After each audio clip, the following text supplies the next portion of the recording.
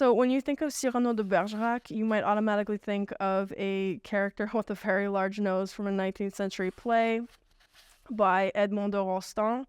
Here we actually have the author that the play was based on, who is Cyrano de Bergerac. He has the same name.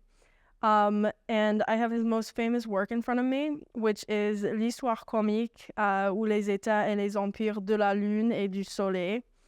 And in it, we actually see one of the first depictions of a rocket ship. And we see all the little stars above him here. And essentially what happens in it, as far as plotline goes, is that Cyrano, as himself, this is an autofiction, which means that the author is writing about themselves as if they were a personnage in the story.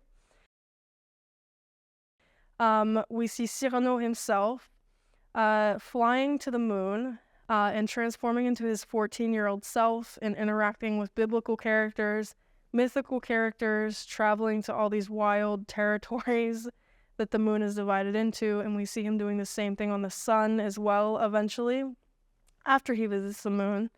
But one of the most interesting features of this book is definitely the rocket ship flight to the moon at the beginning of it.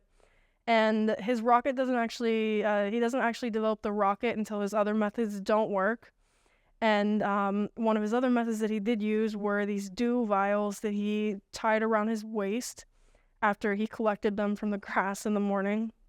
And he thought that that could allow him to fly to the moon, but it doesn't. So he actually builds a rocket ship in 1659 and travels to the moon that way. So it is a very interesting example, and probably one of the first where we see astronomy being involved in fictional works more regularly.